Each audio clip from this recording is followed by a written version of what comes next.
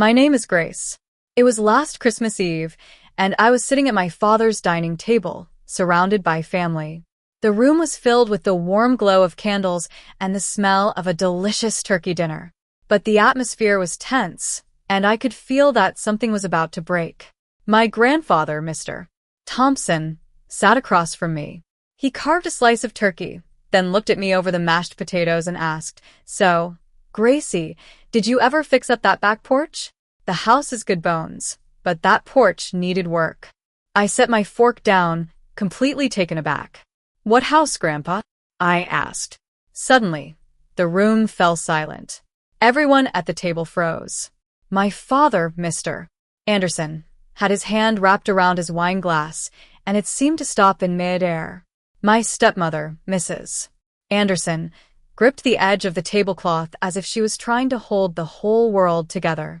That simple question from my grandfather unraveled 2 years of lies and shattered everything I thought I knew about my family. Let me take you back to where it all began. When I was 8 years old, my mother, Mrs. Miller, passed away on a rainy Tuesday in March. She was a kindergarten teacher at Elmwood Elementary. Her laughter was like a ray of sunshine that could brighten up any room. Every Sunday, she would take out an old wooden recipe box, made of cherry wood with smooth corners, and let me choose which recipe we would cook. I always picked the chocolate chip cookies, and she always pretended to be surprised. After her funeral, my father changed. He became a shadow of his former self. He started working long hours at his auto repair shop, often coming home late at night.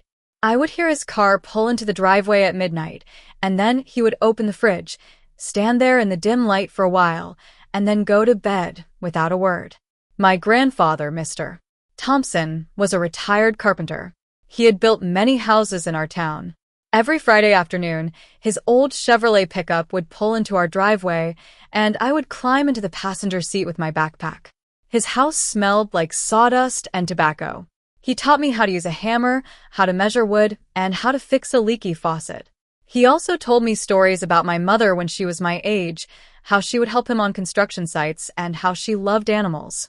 One day, as we were sitting on his porch watching the sunset, he put his hand on my shoulder and said, "Gracie, I promise I'll take care of you." I was too young to understand what he meant at that time. 2 years after my mother's death, my father introduced me to Mrs. Anderson. She had blonde hair and a big smile. She brought me a teddy bear on her first visit and cooked a delicious roast. At first, I thought she was nice, but then things started to change. My bedroom, the one where my mother used to tuck me in, was turned into a storage room. I was moved to a small room in the attic. "Just until we sort some things out," Mrs. Anderson said. But I never moved back. Then, my mother's pictures started to disappear from the walls.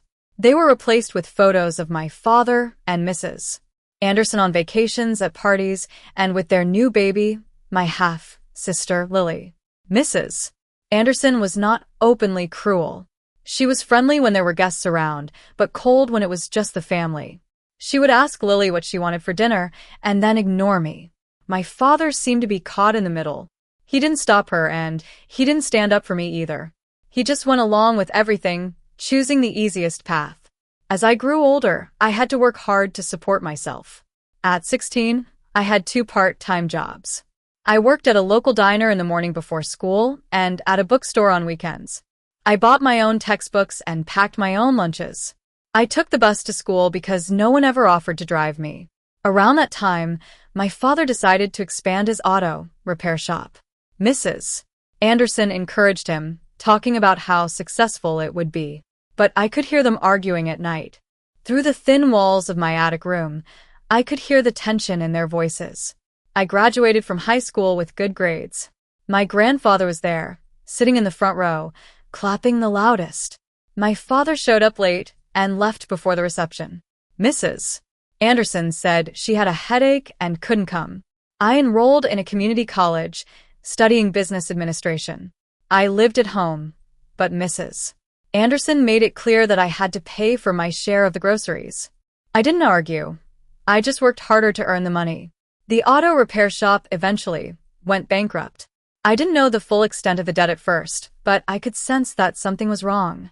My father started working at a used car dealership, but things didn't get better.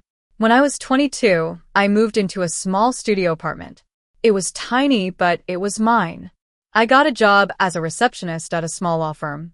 I finally had some peace and quiet, but I also felt very alone. My father called me a few times, but the calls were short and superficial. He never asked about my job or my life. I tried calling my grandfather, but the number I had always went to voicemail. I left messages, but he never called back. When I asked my father about it, he said my grandfather had moved to Arizona for his health. I believed him, because I didn't want to think otherwise. What I didn't know was that Mrs. Anderson had given my grandfather the wrong phone number. She told him I had changed my number and didn't want to be bothered. And when my grandfather asked my father about me, my father said I was doing well and very busy. Meanwhile, my grandfather had signed over a house on Maple Street to my father. It was a beautiful 2-story house that he had bought years ago. He also transferred $400,000 into my father's account with the instruction to give it to me. My father signed the papers and promised to do so. On my 24th birthday, I received a late card from my grandfather. It said, "I hope you love your new place, Gracie." I thought his memory was failing, so I pinned the card on my fridge and forgot about it. Then, on December 19th, I received an email from Mrs. Anderson. It said, "Christmas Eve dinner at our place, 6 p.m.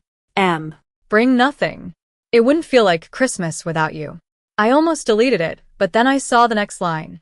"Grandpa Thompson confirmed he's coming, too." I called my aunt, Mrs. Lewis, my mother's sister. She told me that my grandfather had been back from Arizona for a few months and had been asking about me every week. My father and Mrs. Anderson had been telling him I was too busy to talk. I realized that there was a wall between my grandfather and me, and I knew who had built it. I decided to go to the Christmas Eve dinner for my grandfather's sake. The night before, I put on a knitted sweater that my mother had made for me. It still smelled faintly of the cedar chest where I had kept it. When I arrived at my father's house, I was shocked. The house had been completely renovated. There was a new SUV in the driveway, and the house itself had new siding, windows, and a brand new porch. Inside, the kitchen had granite countertops and stainless steel appliances. The living room had a large flat screen TV and new furniture. Mrs. Anderson greeted me at the door with a fake smile and a too-long hug. Lily was on the couch, scrolling through her phone. She barely looked up when I walked in. I noticed some framed photos on the bookshelf. There were pictures of me with the family, but I didn't remember those moments. Something about my face in the photos seemed off, like they had been manipulated. On top of the kitchen cabinet, I saw a familiar wooden box. It was my mother's recipe box. Mrs. Anderson quickly covered it with a dish towel. At the dinner table, I was seated at the far end, between an empty chair and the wall. My aunt and uncle, Mrs. and Mr. Lewis, arrived and sat next to me. My father sat at the head of the table, looking older and more tired. Mrs. Anderson circulated with appetizers and talked about Lily's achievements. Lily was taking piano lessons and was doing well in school. She then turned to me and asked, "How's your job?" I replied, "Fine," and she quickly moved on. Then the doorbell rang. It was my grandfather. He looked thinner and his hair was completely white, but his eyes were still sharp. He saw me and stopped in the doorway. "Gracie," he said. I stood up, and he walked across the room and hugged me tightly. It had been so long since I had felt that kind of warmth. He then greeted the others at the table with a nod and a handshake. As we were having dinner, my grandfather leaned over to me and said in a low voice, "I tried calling you for months, but the number your father gave me didn't work." I was shocked.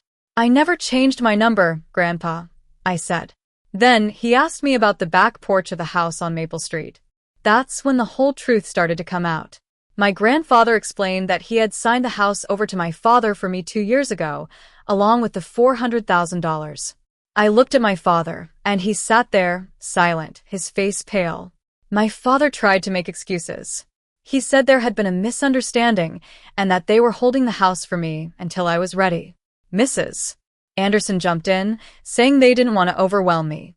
My grandfather showed us a manila folder with all the documents, including the deed transfer and the bank wire confirmation. He also read an email where my father had told him that I had received everything and was happy. The room was in an uproar. My aunt and uncle were shocked, and Lily started to cry.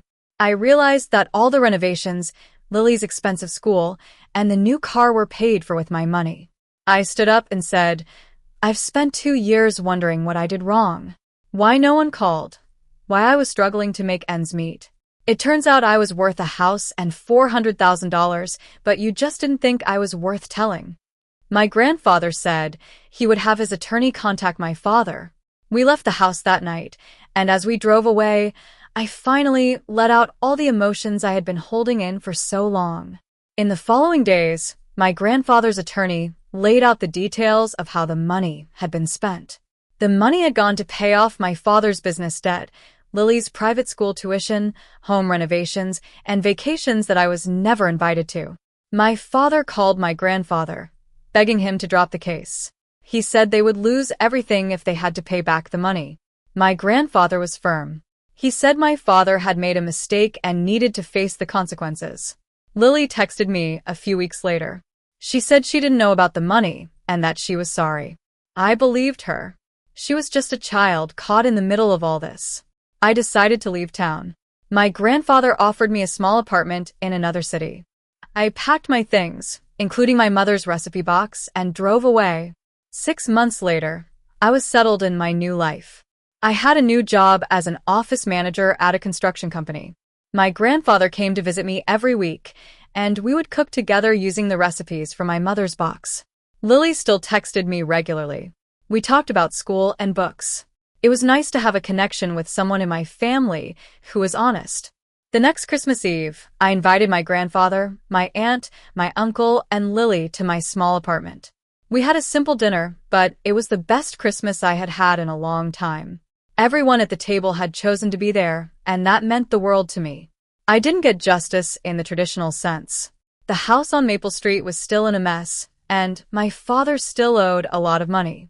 But I got something more valuable, a family that I could trust and a new start in life.